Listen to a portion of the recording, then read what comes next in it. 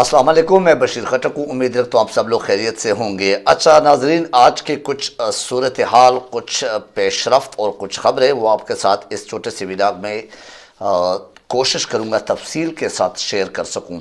सबसे पहले मैं सियासी गैर यकीनी सूरत हाल और इसकी पैदावार किसकी है, मीन्स कि ये जो गैर सियासी सूरत हाल है ये किसने पैदा की है, सियासी गैर यकीनी सूरत हाल किसके पैदा करता है, इस पर वाकई ये कोई ढकी छुपी बात नहीं है।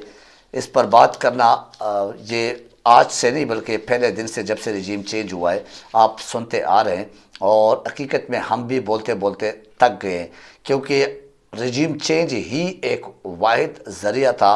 और ये अमेरिका के लिए या जो भी पाकिस्तान के गद्दारों के साथ मिले हुए जो हमारे दुश्मन ममालिक है, उन्होंने हमारे अपने लोग इस्तेमाल करके रिजीम चेंज का एक मंसूबा या एक साजिश वो बना के फिर हमारे मुल्क में ये गैर सियासी इस्तेकाम पैदा करना था, और ये पैदा कर लिया। इसमें वो कामयाब हो गए।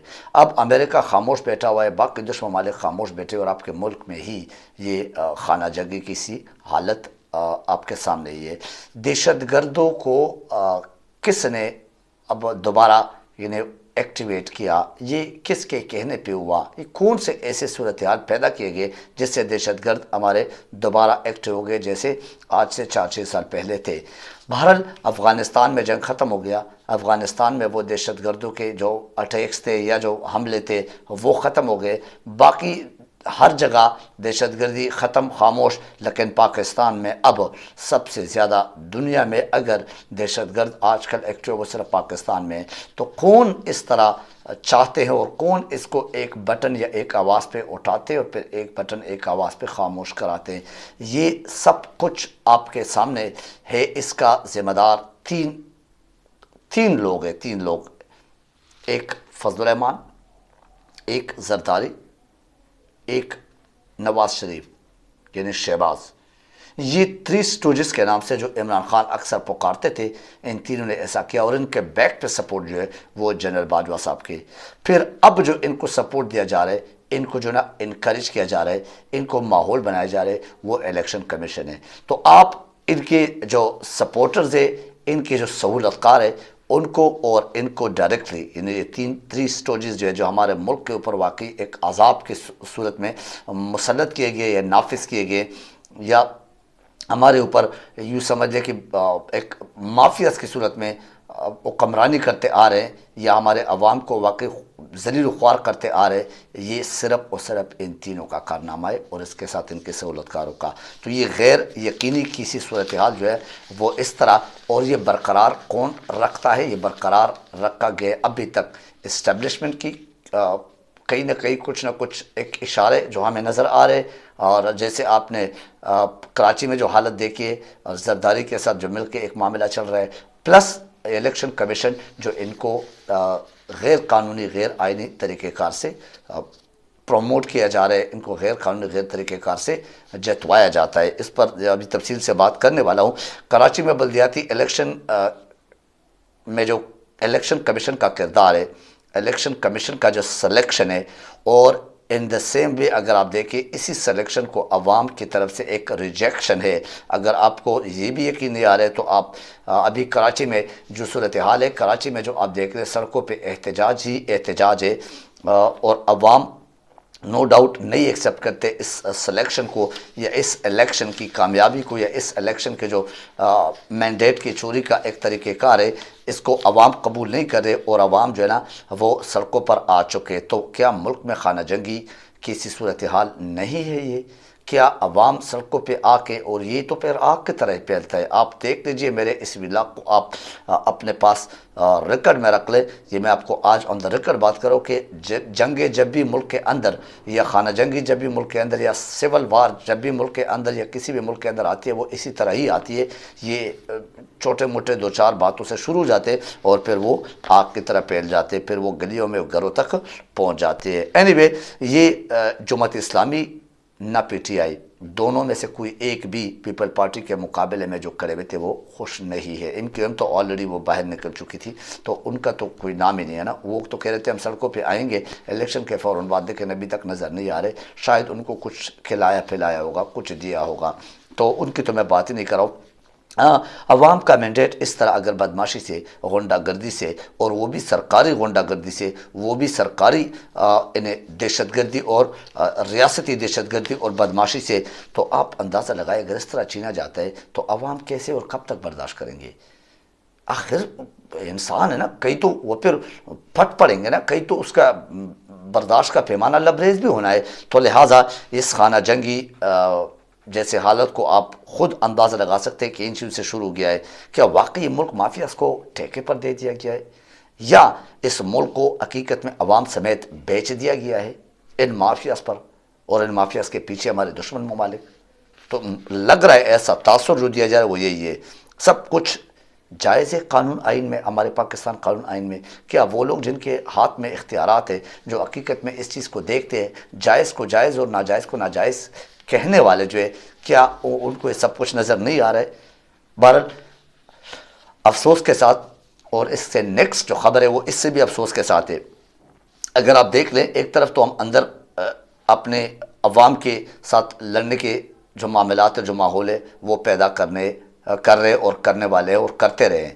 یہ الیکشن کمیشن اگر فیئر اینڈ سکوئر انداز میں کراتا تو یہ نہ ہوتا۔ دوسری طرف اگر آپ دیکھیں تو ایران کے بارڈر پر 4 ہمارے فوجی جو واقعی قوم پہ قربان ہونے والے، ایک نڈر اور مرد مجاہد قسم کے جو ہمارے افواج پاکستان کے جوان ہیں، وہ نوجوان جو ہے وہ 4 شہید ہو گئے ہیں۔ انا للہ و انا الیہ راجعون۔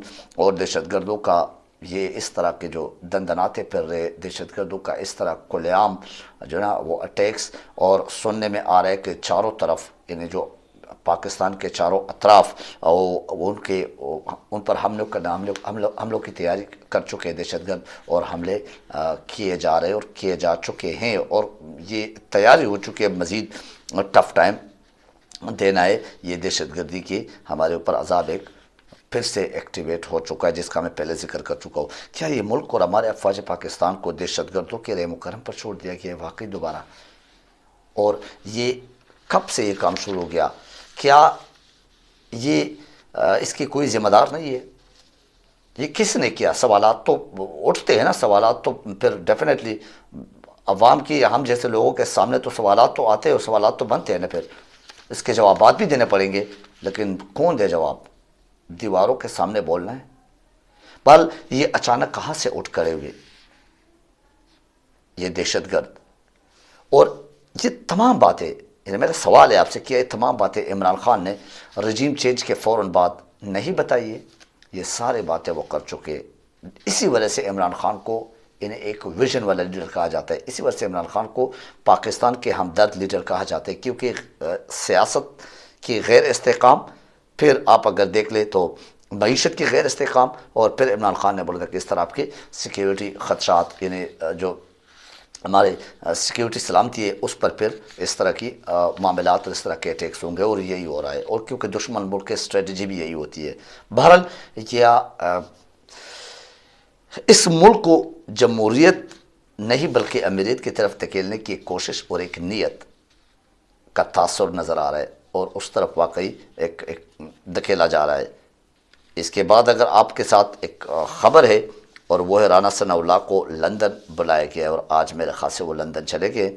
نواز شریف نے ان کو بلایا ہے، اور مریم نواز بی بی نے جا کے نانی سے باجی بننے جا رہی ہے اور بن گئی ہے، اور دوبارہ جو ہے نا وہ یہاں پہ آغاز کرنے والی ہے نئے جذبے کے ساتھ، نئے سازشوں کے ساتھ، نئے منصوبے کے ساتھ، اور ماشاءاللہ اب ایک لڑکی، ایک ینگ لڑکی کی صورت میں، کیونکہ سرجری ہو گئی ہے، تو ماشاءاللہ اب وہ ایک نئے جذبوں کے ساتھ نانی سے باجی بن کے پاکستان کے عوام اور پاکستان میں فسادات اور الزامات کی سیاست کا آغاز کرے گی بہت جلد۔ کہا جا رہا ہے کہ 22 جنوری تک وہ واپس آ رہی ہے، اور اسی پر مشاورت اور اسی پر بات کریں گے یہ جو نواز شریف اور مریم نواز، اور وہاں پہ جو ان کے باقی ہواری بیٹے ہوئے یہ رانا ثناء اللہ سے اس قسم کے کچھ معاملات ڈسکس کریں گے کہ کیا اس ٹائم مناسب ہے کہ وہ آ جائے۔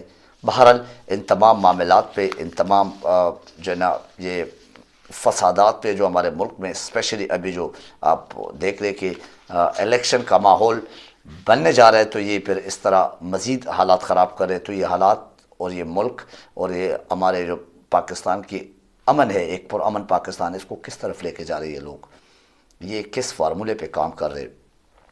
اب تھوڑا بہت جو کسر رہ گیا، پنجاب اور کے پی کے سے اب بات چلی گئی کراچی کی طرف، اور کراچی میں یہ فسادات اور یہ خانہ جنگی کی سی ماحول پیدا کیا گیا ہے۔ اینی وے سرکاری مشینری، سرکاری لوگ، پولیس اگر آپ دیکھ لیں وہ زرداری کے گھر کے لنڈی واقعی بنی ہوئی ہے، اور یہ ریاستی دہشت گردی عوام کو کم سے کم قابل قبول نہیں ہے۔ آج کے اس ولاگ سے مجھے اجازت دیجیے، اپنا خیال رکھیے، اپنے اس چینل کا خیال رکھیے۔ Thank you very much. اللہ حافظ الناصر۔